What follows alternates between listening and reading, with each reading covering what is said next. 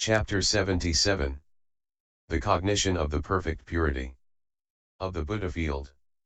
Subhuti, what is the Bodhisattva's path, having stood wherein he should put on this kind of armor? The Lord, the 6 perfections, 2, the 18 special Buddha Dharmas. Moreover, all Dharmas are the Bodhisattva's path. What do you think, Subhuti, is there any Dharma in which the Bodhisattva should not be trained, and yet win full enlightenment? There is no Dharma in which he should not be trained, because untrained, in each and every Dharma, a Bodhisattva is not capable of attaining the knowledge of all modes. Subhuti, if all Dharmas are empty, how can a Bodhisattva train in them?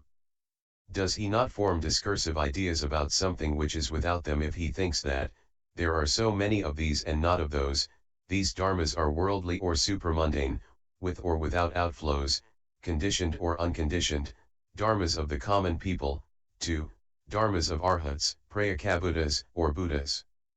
The Lord, so it is, Subhuti, so it is. All Dharmas are empty. If again all Dharmas were not empty, then, the Bodhisattva could not fully know the supreme enlightenment. But because all Dharmas are empty, therefore the Bodhisattva does fully know the supreme enlightenment. Moreover, Subhuti, when you say, if all Dharmas are empty, how does a Bodhisattva effect a differentiation of Dharmas, to the effect that, there are so many of these and not of those, 2, there are the Dharmas of the common people, 2, the Dharmas of Arhats, Pratyekabuddhas, or Buddhas. It is just possible that those beings might cognize that all Dharmas are empty, therefore the Bodhisattva, having fully known the supreme enlightenment, having noted the distinctive differentiation of all Dharmas, demonstrates Dharma to beings. There the Bodhisattva who courses in the path to enlightenment should first of all consider that there is therein not any Dharma which could be apprehended in its own being, except by way of the karma formations. And then he thus considers the own being of all Dharmas, he does not settle down in any Dharma whatsoever, be it the perfections, 2, the supreme enlightenment. And why? Because through their own being all Dharmas are empty, and emptiness cannot settle down in emptiness. The very emptiness, to begin with, cannot be apprehended, how? Much less he who can settle down in emptiness. It is thus that the Bodhisattva dwells without having settled down in any Dharma. Having stood in this training, he surveys all the practices in which beings course, asks himself wherein they do course and thinks to himself that they course in seizing on that which is not. And the Bodhisattva further reflects that well freed, surely, are those beings from seizing on that which is not. Thereupon through skill in means, having stood in the perfection of wisdom, he admonishes them as follows, may you beings give gifts, and then you will have an abundance of all that you need. But do not put your minds to that which you need, because within it there is no core. And so he admonishes them in morality, may you beings guard morality, but do not put your minds to that morality, for within it there is no core, and so for the other virtues, up to the Dharmas of a Buddha. When he thus instructs and admonishes, he courses in the path to enlightenment, but does not settle down anywhere. And why? Because all Dharmas are unfit to settle down in. For they have no own being in which one could settle down, on account of the fact that their own being consists of emptiness. In consequence the Bodhisattva who courses in the path to enlightenment does not abide anywhere. By way of abiding nowhere he courses in the 6 perfections, but does not abide in them. He enters on the trances, but does not abide in them. And why? Because the trance is empty of itself, and also he who enters on it is empty, and also the modes through which he enters are empty. And so on, up to the enlightenment of a Pratyekabuddha. Subhuti, for what reason does he not abide therein? The Lord, for 2 reasons. Which 2? The fruits in which he could abide have no own being, nor has that by which he could abide, or he who could abide. Nor is he easily contented, but he thinks to himself, not should I not attain the fruit of a stream winner, but I should not stand still at that point, 2, I should not rest until I have won the supreme enlightenment. And why? Because from the first thought of enlightenment onwards I have not acquired any thought which lies outside the supreme enlightenment. And why? Because I have not even from the first stage onwards produced any thought which lies outside the supreme enlightenment, and so up to the 10th stage, too, when he has entered on a bodhisattva's special mode of salvation, he has never produced any thought which lies outside the supreme enlightenment. As with an undistracted mind the bodhisattva heroically advances by way of body, voice, and mind, he never does so without reference to this thought of enlightenment. It is thus that the bodhisattva, having stood in the thought of enlightenment, produces the path to enlightenment with an undistracted mind. Subhuti, if, O Lord, all dharmas are unproduced, how does the bodhisattva produce the path to enlightenment? The Lord, so it is, Subhuti, so it is. All dharmas are unproduced. For is it not so that all dharmas are unproduced for those who do not effect any karma formations? Subhuti, is it not so, O Lord, that whether Tathagatas are produced, or whether they are not produced, just established is this fixed dharmic order of dharmas? The Lord, so it is, Subhuti, so it is. Whether Tathagatas are produced or not, just established is this fixed dharmic order of dharmas. But for the sake of those who do not cognize this fixed order of dharmas, the bodhisattva produces the path to enlightenment by which he frees beings from samsara. Subhuti, is, then, enlightenment attained by a path which is produced? The Lord, not so, Subhuti. Subhuti, is it, then, attained by a path which is not produced? The Lord, not so, Subhuti. Subhuti, is it, then, attained by a path which is both produced and unproduced? The Lord, not so, Subhuti. Subhuti, is it, then, produced by a path which is neither produced nor not produced? The Lord, not so, Subhuti. Subhuti, how, then, is enlightenment attained? The Lord, enlightenment is attained neither through a path nor through a non-path. Just enlightenment is the path, just the path is enlightenment. Subhuti, if just enlightenment is the path, and if just the path is enlightenment, then the bodhisattva has already attained enlightenment. How, then, can a Tathagata be one who is recognized by the 32 marks of a Superman, the 10 powers of a Tathagata, the 4 grounds of self-confidence, the 4 analytical knowledges, 2, the 18 special Buddha dharmas? The Lord, what do you think, Subhuti, does the Buddha attain enlightenment? Subhuti, no, O Lord, he does not. Just the Buddha is enlightenment, just enlightenment is the Buddha. The Lord, as to what Subhuti has said, then the bodhisattva has already attained enlightenment.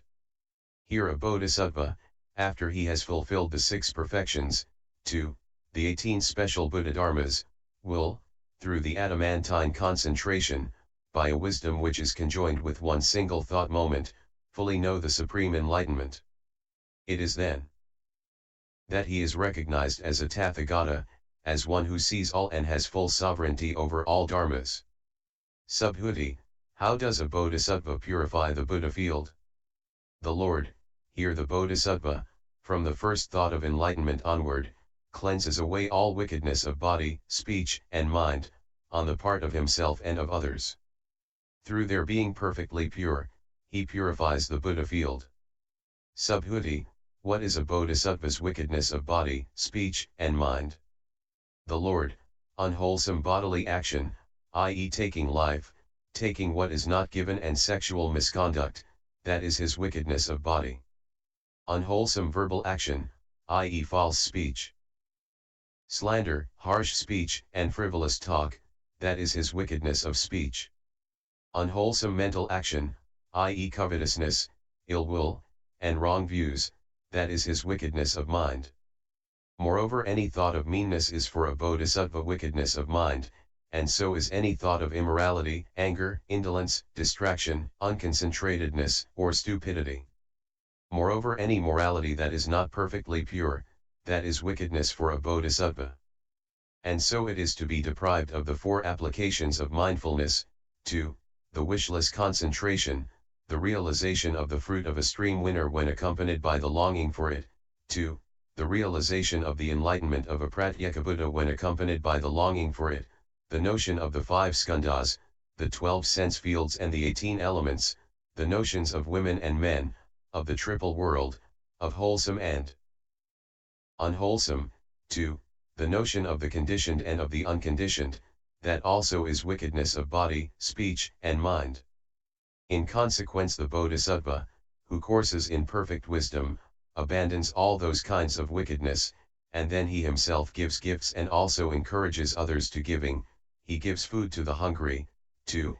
Anything that may be useful, and also others he encourages in giving these things. When he has made the resulting wholesome root common to all beings, he dedicates it to the purification of the Buddha field.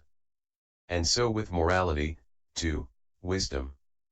He himself perfects a great trichiliocosm which is made of the 7 jewels, and then gives it as a gift to the triple jewel. And he thinks to himself, may I through that wholesome root have a Buddha field made of the 7 treasures. Moreover, the Bodhisattva plays heavenly musical instruments, in honor of the Buddhas or their shrines. And he thinks to himself that as a result of that wholesome root may I constantly and always have musical instruments which make heavenly and charming sounds. Moreover, the Bodhisattva fills the great trichiliocosm with heavenly perfumes and gives them to the Buddhas or their shrines. And he thinks to himself, through this wholesome root may my Buddha field emit heavenly scents. Moreover, the Bodhisattva gives the most excellent foods to the Tathagatas or their disciples. And he thinks to himself, as a result of this wholesome root may there accrue the most excellent foods for the community of my disciples in my Buddha field when I have known the supreme enlightenment. Moreover, the Bodhisattva gives heavenly ointments to the Tathagatas or to their shrines. And he thinks to himself, as a result of this wholesome root may there accrue in my Buddha field, when I have known the supreme enlightenment, heavenly touchables to all beings. Moreover, the Bodhisattva thinks to himself, may I by my good intentions alone bestow upon the Buddhas and Lords, their disciples and all beings agreeable sense pleasures of the 5 kinds. And when he has had this idea he thinks to himself, as a result of this wholesome root, when I have known the supreme enlightenment in that Buddha field, the 5-fold agreeable sense pleasures will be manifested to the whole community of the disciples and to all beings just as a result of their wishing for them. Moreover, the Bodhisattva gives the 5-fold sense pleasures as a gift to the Buddhas and their disciples, together with all beings. Moreover, the Bodhisattva who courses in the perfection of wisdom thinks as follows, now that I have myself entered on the 4 trances, the 4 unlimited, may I also introduce other beings to them. When I have won the supreme enlightenment, may all beings not be deprived of the 4 trances, 2, the 37 dharmas which act as wings to enlightenment. It is thus that the Bodhisattva purifies the Buddha field. He does not know the supreme enlightenment until all those intentions are fulfilled. He himself becomes endowed with all wholesome roots, and he also causes all beings to be endowed with wholesome roots. His own body becomes handsome, and the bodies of those beings whom he has matured become handsome, beautiful to behold, and graceful with the help of this merit. It is thus that a Bodhisattva purifies the Buddha field in such a way that there is no longer even the concept of the 3 states of woe, of the false views, of greed, hate, and delusion, of women and men, the 2 vehicles, impermanence, ill, and not self, a recipient, I-making, and mine-making, latent biases and obsessions, the perverted views or the differentiation between the various fruits. But there is a proclamation of the concentrations on emptiness, the signless, and the wishless. And when the wind stirs the branches of the trees, those beings hear an admonition to renounce both their inward and outward properties. From all inward and outward dharmas there issues the message that this is emptiness, signless, and wishless, that it is non-production and non-stopping. Just as the own being of these dharmas is, so the words express it, saying that all dharmas are empty of all dharmas. Whether Tathagatas are produced or not, all dharmas are empty of all dharmas. And what is empty, therein there is no sign and it is also wishless. This is the kind of demonstration of dharma which will emerge.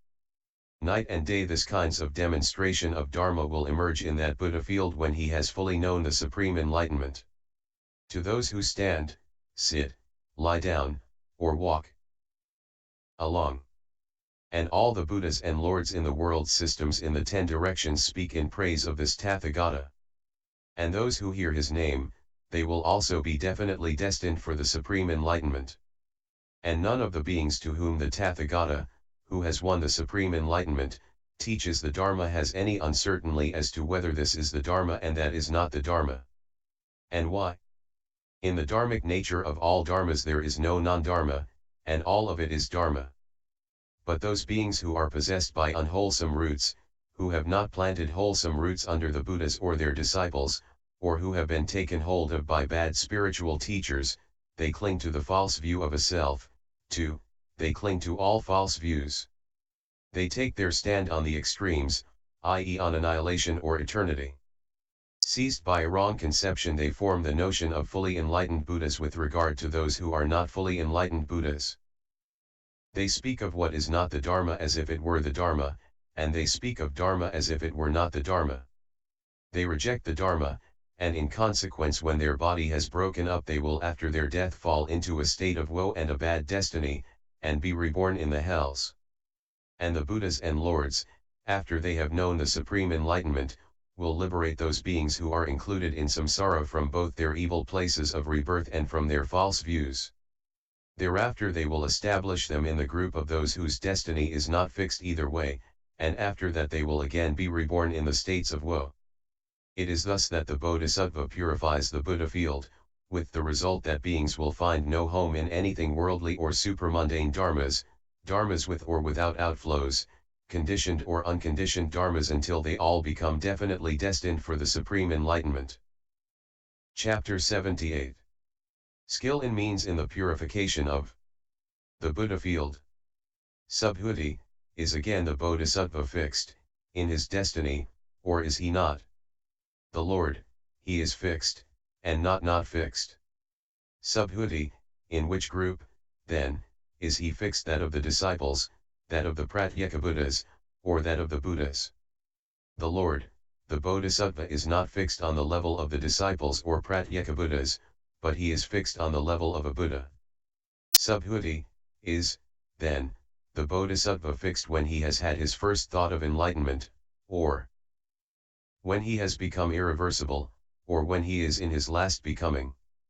The Lord, they are all equally fixed. Subhuti, is, then, the Bodhisattva who is fixed, in his destiny, reborn in the states of woe. The Lord, no, he is not. What do you think, Subhuti, are the 8th lowest, the stream winner, the Pratyekabuddha reborn in the states of woe? Subhuti, no, O Lord. The Lord, so it is quite impossible that a Bodhisattva could be reborn in the states of woe if, beginning with the first thought of enlightenment, he gives gifts, develops wisdom, develops friendliness, compassion, sympathetic joy, and impartiality towards all beings, and has established himself in such a way as to forsake all unwholesome dharmas. It is likewise impossible that he should be reborn among the long-lived gods, or in regions inhabited by stupid people among whom wholesome dharmas are not current, or among the impious barbarians of the border regions where the 4 assemblies are unknown, or in families which hold wrong views, or in places where one does not hear of the Buddha, Dharma, or Sangha. It is likewise impossible that he should fall into the false view that there is no karma or retribution.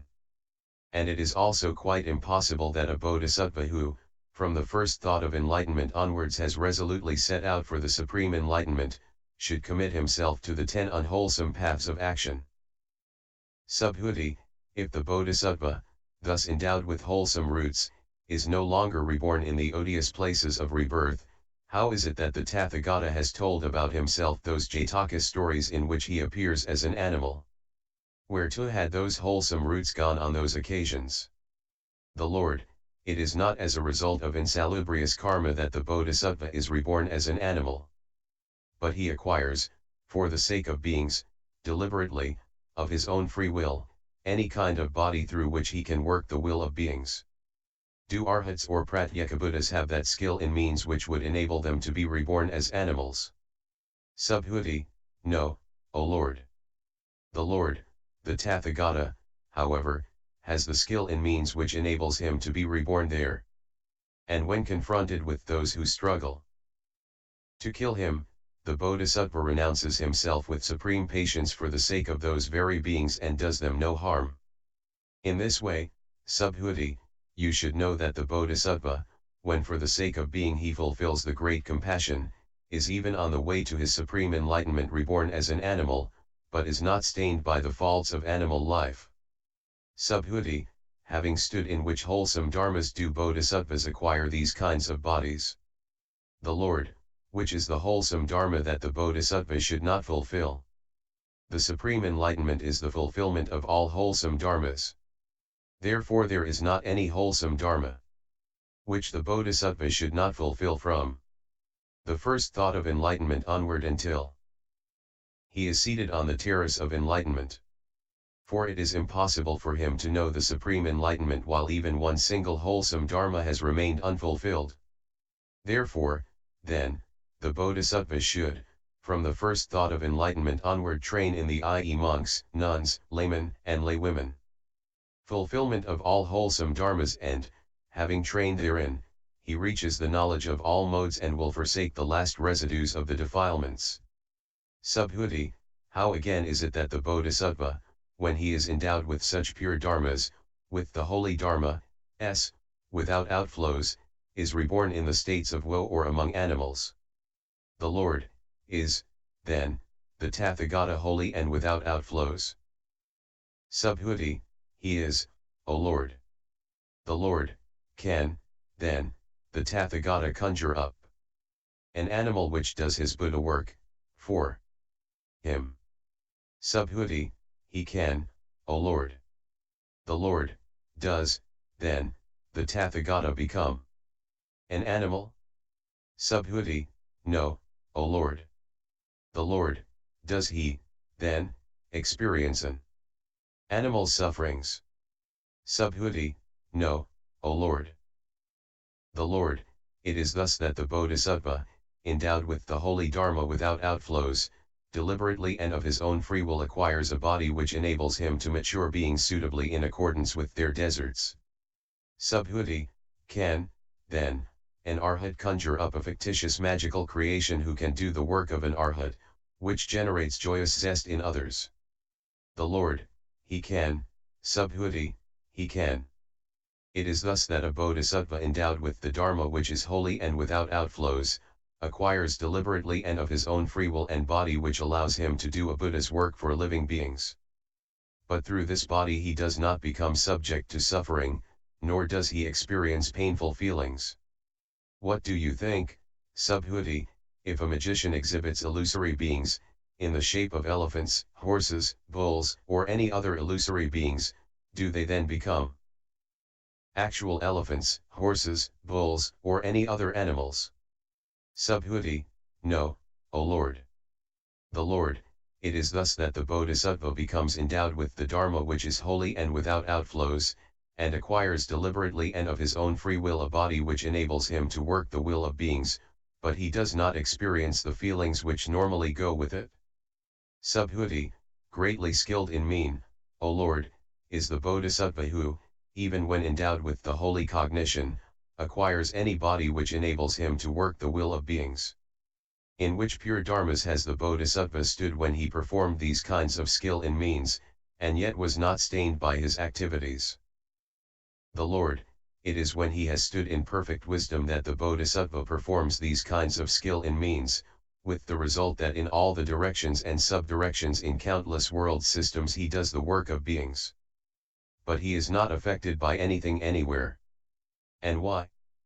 Because the Bodhisattva nowhere apprehends a dharma which could affect him, or whereby or wherein he could be affected. And why? Because all these three dharmas are empty of own being. For emptiness does not affect emptiness, nor can any dharma affect emptiness, nor can emptiness be affected at all. And why?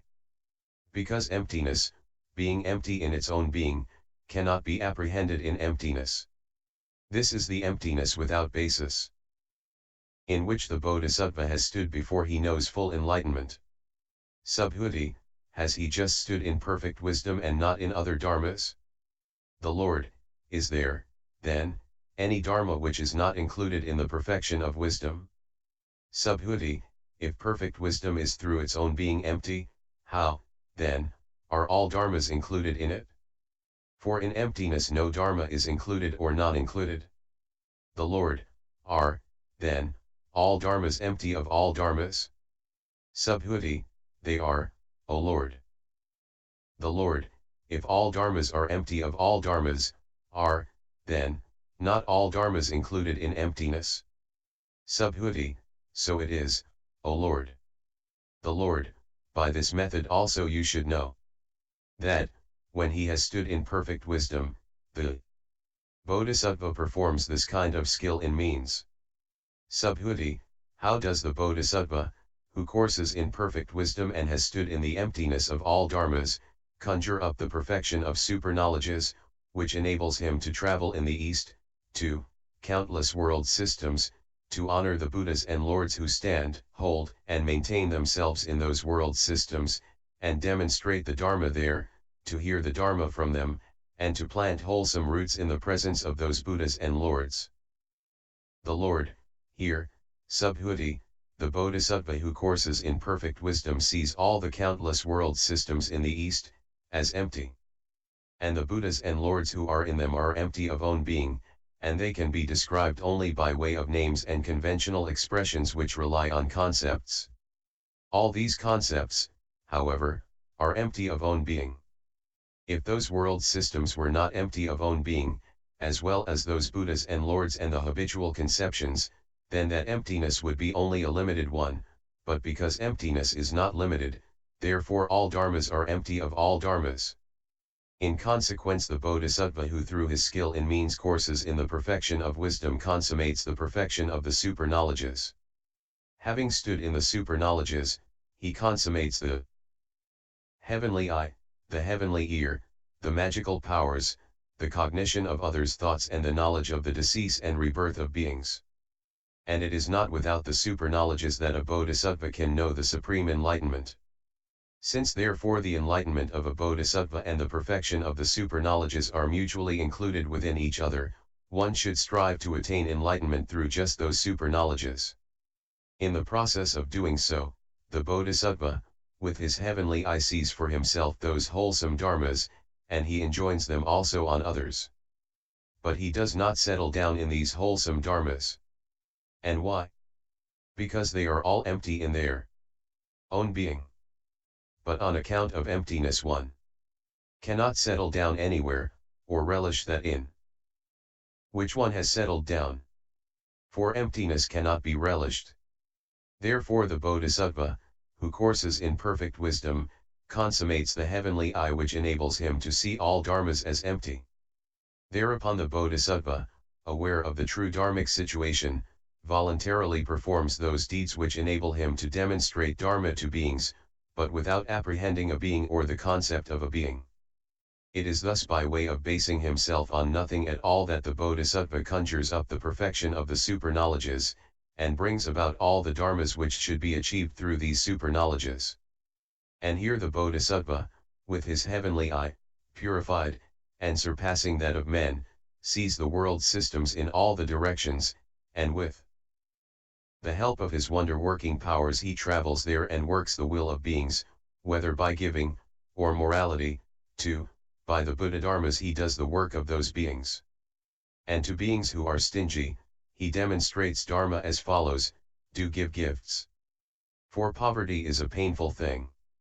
One is unable, when poor, to accomplish one's own welfare, much less that of others.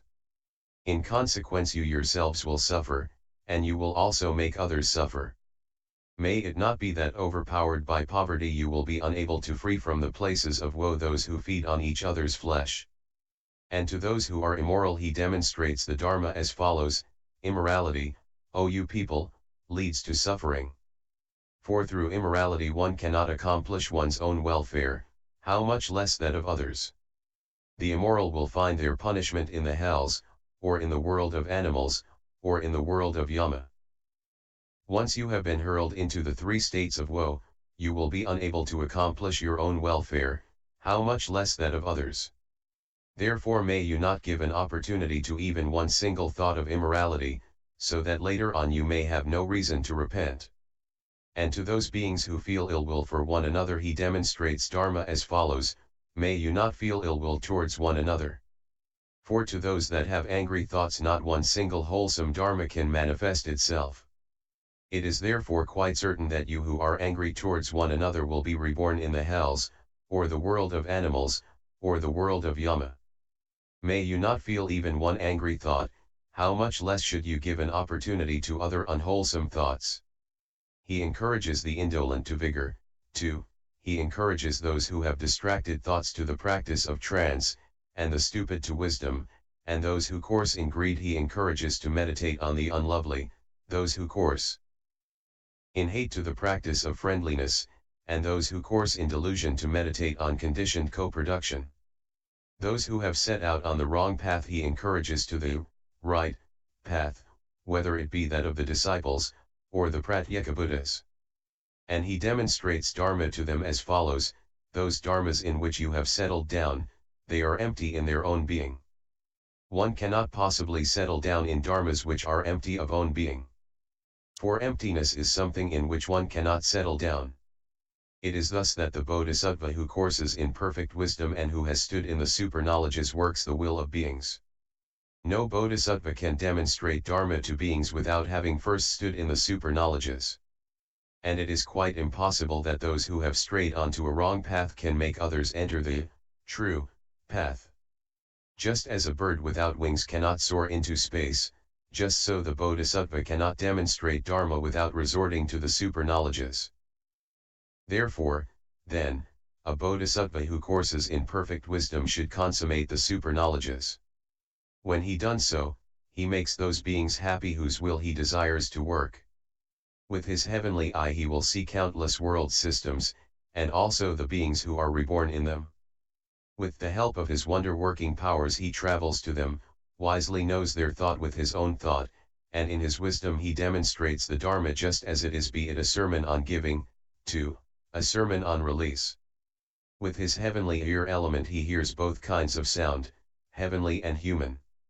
He hears the Dharmas which the Buddhas and Lords demonstrate in countless world systems, learns them as they are, and demonstrates them without introducing any falsehood into them, whether they be a sermon on giving, 2. A sermon on release. His knowledge of others' mental makeup becomes quite pure. Through it he wisely knows the hearts of beings, and demonstrates to them Dharma as it is, whether it be a sermon on giving, 2. A sermon on release. He remembers his own former rebirths and those of others. As a result he cognizes that these were the names of the Tathagatas of the past, who had their own communities of disciples, and to those beings who will be resolved on the recollection of their past lives he will demonstrate Dharma just as it is, whether it be a sermon on giving, or a sermon on release. With his wonder-working powers he travels to many world systems, honors the Buddhas and Lords that are in them, and through his super-knowledge demonstrates Dharma to beings, whether it be a sermon on giving, or a sermon on release. With his cognition of the extinction of the outflows, well understood, he demonstrates Dharma to beings. Whether it be a sermon on giving, or a sermon on release. It is thus that the Bodhisattva, who courses in perfect wisdom, should consummate the super-knowledges. When he has become quite familiar with these super-knowledges, he takes upon himself any body that he wishes to take upon himself, though thereby he does not become one who is at ease or ill, who is glad or sad, or who feels affection or aversion. Just as person who is a magical creation of the Tathagata does all the work demanded of him, and yet is not stained by ease or ill. Just so the Bodhisattva, who courses in perfect wisdom, should become one who plays with the super-knowledges, and by playing with them he will purify the Buddha field and mature beings. For a Bodhisattva cannot know the supreme enlightenment without having purified his Buddha field and without having matured beings. And why? A Bodhisattva who is deficient in the limbs of the path cannot win the supreme enlightenment. Subhuti, which are the limbs of the path which a bodhisattva fulfills before he knows the supreme enlightenment. The Lord, all the wholesome dharmas are the limbs of the path of the bodhisattva. Subhuti, what, then, are they? The Lord, from the first thought of enlightenment onwards the perfection of giving is such a wholesome dharma, when it is carried out without false imaginations, and when one does not discriminate with regard to the act of giving that this is the gift, to him I give, it is I who gives. In fact one does not imagine any of these three, on account of the emptiness of own being. Through this perfection he saves himself and rescues also others from the flood of samsara. These are the wholesome dharmas which are a bodhisattva's path to the supreme enlightenment, and it is by this path that the past, future, and present bodhisattvas have been saved, are being saved, and will be saved from the flood of samsara, after they have taken with them countless other beings. And so for the other perfections, too, the 18 special Buddha dharmas. Whichever paths to enlightenment there may be, these are the wholesome dharmas which a bodhisattva should fulfill so as to reach the knowledge of all modes and thereafter turn the will of dharma. P. ADT, Limbs of Enlightenment. Chapter 79.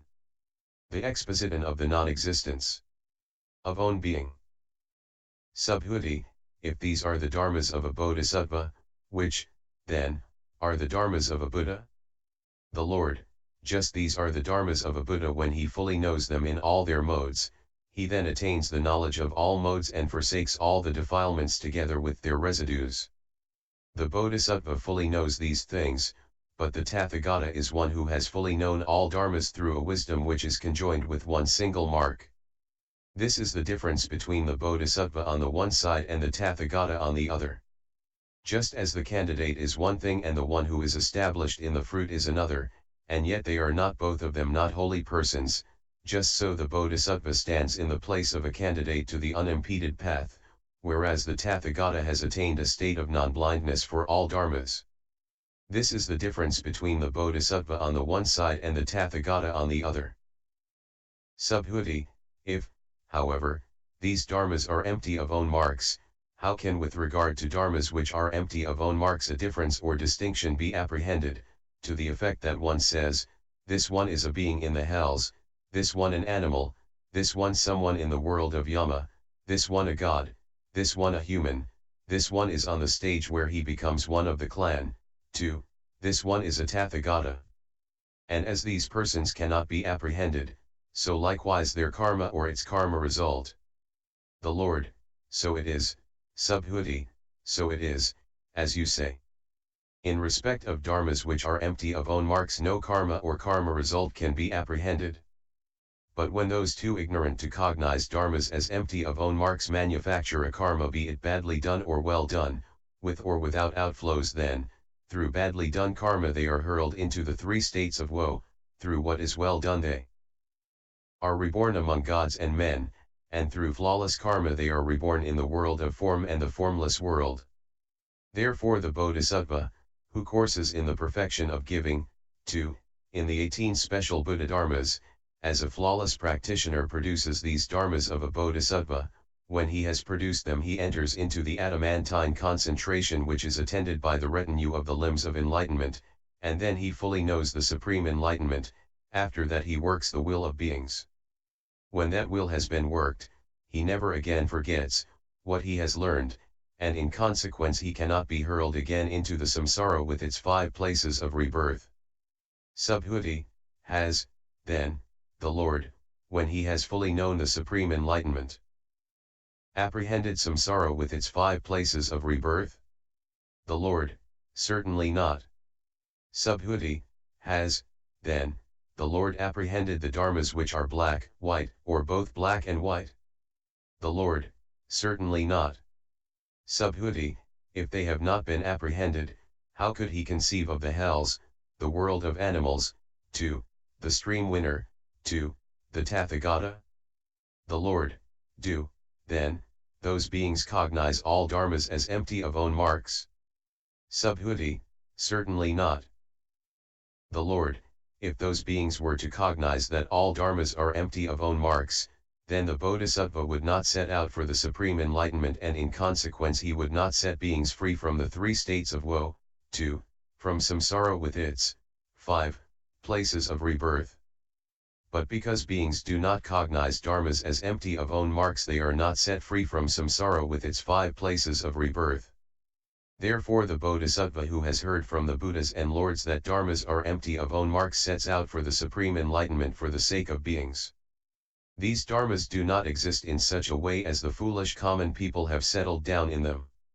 It is thus that these beings imagine and apprehend dharmas as existing in their own right when in fact they are not and do not exist, and then form the notion of a living being with regard to what is not a living being, the notion of form with regard to what is not form, 2, the notion of unconditioned dharmas with regard to what are not unconditioned dharmas.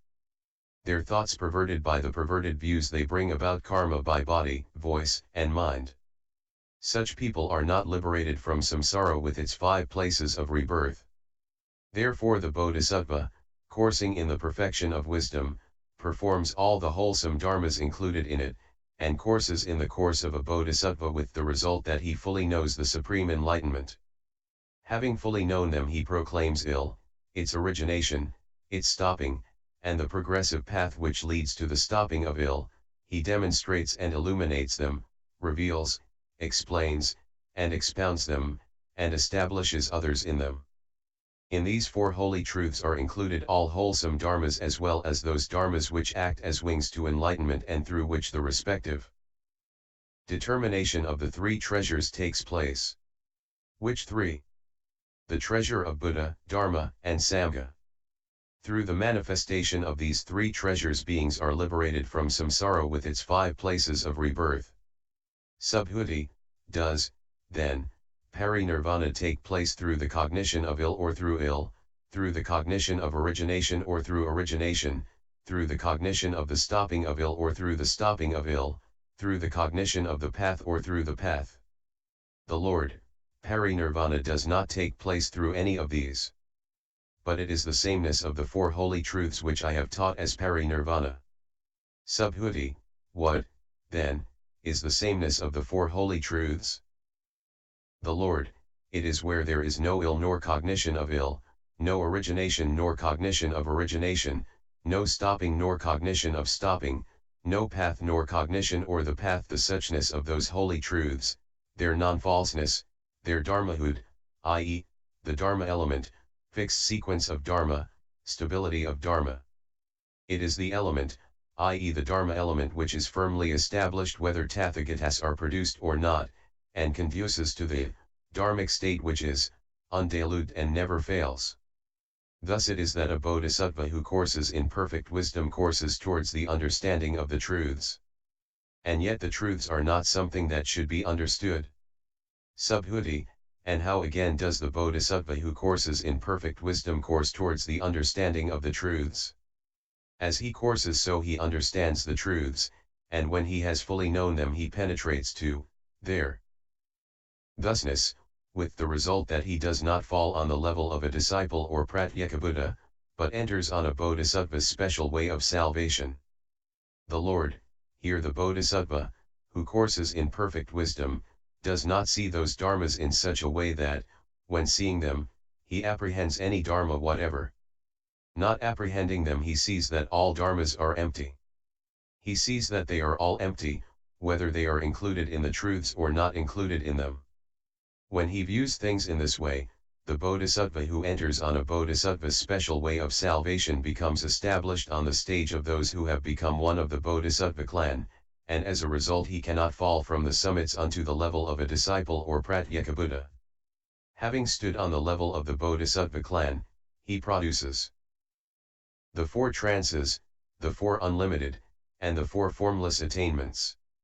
Having stood on this level of quiescence he carefully examines all dharmas and thoroughly understands the 4 holy truths. He comprehends ill, but does not produce a thought which has ill for its objective support. He forsakes origination, but does not have a thought which has origination for its objective support. He realizes cessation, but does not produce a thought which has cessation for its objective support.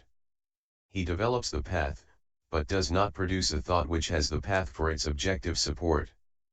But what he does is to see with the thought inclined to enlightenment all dharmas such as they really are.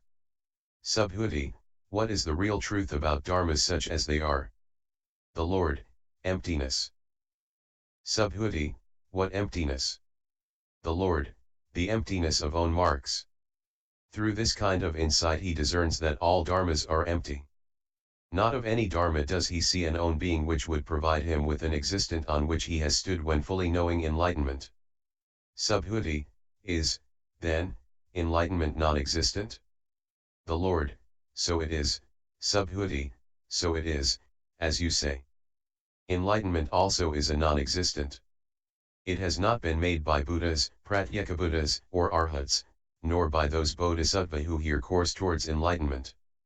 It is only because beings do not cognize or see what things really are that the bodhisattva, coursing in perfect wisdom, demonstrates dharma to beings through his skill in means. Pr reproduced here on pages 2. Chapter 80. The absence of all defilement and purification.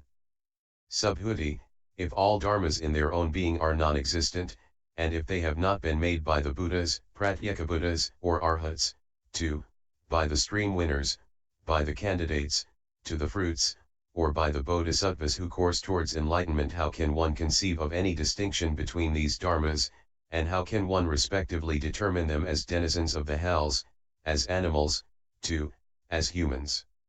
How can one say that from this karma there result the hells, the animal world, the Tathagata? For the non-existent performs no actions through which it could go to hell, the animal world, through which it could be reborn among the various kinds of gods, through which it could attain the fruit of a stream winner, through which the bodhisattva could course in the path to enlightenment, or through which the Tathagata could attain to the knowledge of all modes, thereafter setting beings free from samsara. The Lord, so it is, Subhuti, so it is, as you say. The non-existent can have no karma, no activity, and no fruit. But a foolish untutored common person, who is not conversant with the holy dharmas, does not wisely know that dharmas in their own being are non-existent. With thoughts which have arisen from perverted views he brings about various deeds, and he gets the kind of personality which corresponds to them, whether in the hells, among the gods of the station of neither perception nor non-perception. So the non-existent has no karma, activity, or fruit. And what is non-existent, that is just non-existent. As to what Subhuti has further said about the fruit of a stream winner. 2. The Tathagata's knowledge of all modes is not the path non-existent, and so also the fruit of a stream winner, the knowledge of all modes. Subhuti, yes, they are all non-existent. The Lord, can then a non-existent dharma reach a non-existent dharma? Subhuti, no, O Lord. The Lord, it is thus that both the non-existent and the path are dharmas which are neither conjoined nor disjoined, which are immaterial, undefinable, non-resisting, with one mark only, i.e. no mark. But the bodhisattva, who courses in perfect wisdom, dissuades through his skill in means those beings who are inclined to the four perverted views, and who, with regard to the 5 skandhas, perceive permanence in the impermanent, ease in what is ill, a self in that which has no self, a loveliness in that which is unlovely, and he also dissuades those who have settled down in a belief in existence from that belief. Subhuti, it there perhaps an entity which is a truly real existent, which is such as it is and not false, on which the foolish common people have taken their stand, with the result that they have settled down in it as being a truly real entity, an existent, which is such as it is and not false. For if there is none such, how do they bring about the deeds which prevent them from being liberated from samsara with its 5 places of rebirth? The Lord, there is no entity even as fine as the fine point of the tip of a hair on which the foolish common people could base themselves to bring about deeds except by way of perverted views. I will give you a simile which will make this point clearer so that intelligent people can understand it. What do you think, Subhuti, When someone sees something in a dream, does he see an entity on which he could base his enjoyment of the five sense pleasure? Subhuti, the dream, to begin with, is not how much less that on which the dreamer could base his enjoyment of the five sense pleasures. The Lord, what do you think, Subhuti, is there a dharma conditioned or unconditioned, with or without outflows, which is not like a dream? Subhuti, no, there is not. The Lord, does samsara with its 5 places of rebirth exist in a dream? Subhuti, no, O Lord. The Lord, what do you think, Subhuti, does there take place in a dream the development of the path, thanks to which one would be neither defiled nor purified? Subhuti, no, O Lord. That dharma, seen in a dream, is a non-entity outside of all conceptions, and it cannot be conceived by any words or verbal expressions. The Lord, when a reflected image is seen in a mirror, is there, then, an entity which could bring about deeds with the result that it would go to one of the 5 places of rebirth? Subhuti, no, O Lord. A non-entity is that reflected image, except for the foolish common people being deceived. How, then, could it perform the deeds through which it would go to one of the 5 places of rebirth? The Lord, does it, then, have a development of the path thanks to which it would be neither defiled nor purified? Subhuti, no, it does not. Because that reflected image is a non-entity. The Lord, when an echo emerges from a wood, a cave, a mountain, a glen, or a steep slope, is, then, that echo an entity which performs deeds by which it goes to the various places of rebirth? Subhuti, it does not, O Lord, because that echo is a non-entity. The Lord, does that echo have a development of the path thanks to which it would be neither defiled nor purified?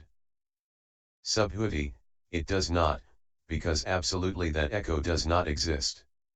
The Lord, since with regard to a mirage there is the perception of water, a river, a city, and of parks where there are none of these things, can then that perception of a mirage perform deeds through which it could go to the various places of rebirth?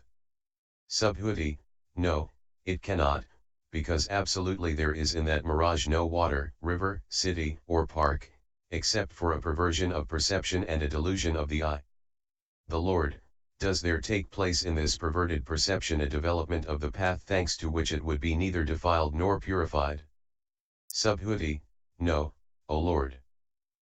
The Lord, if a magician had conjured up various illusions, such as the body of an elephant, a horse, or a bull, an army division or a chariot, a woman, or a man, would then that illusion be an entity which performs deeds through which it would go to the various places of rebirth? Subhuti, no, O Lord. No entity corresponds to that illusion, not even one as tiny as the fine point of the tip of a hair. So there is nothing on which these deeds could be based. The Lord, could it, then, have a development of the path thanks to which it would be neither defiled nor purified? Subhuti, no, O Lord.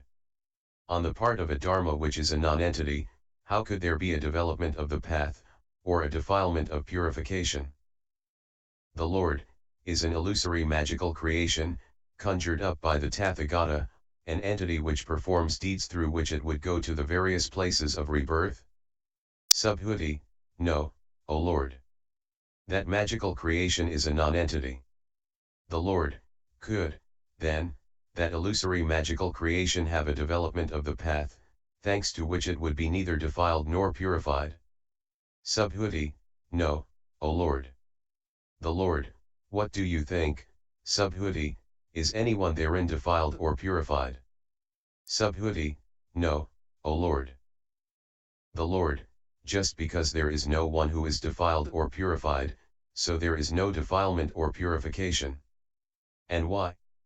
It is because they have stood in eye-making and mind-making that beings are defiled or purified.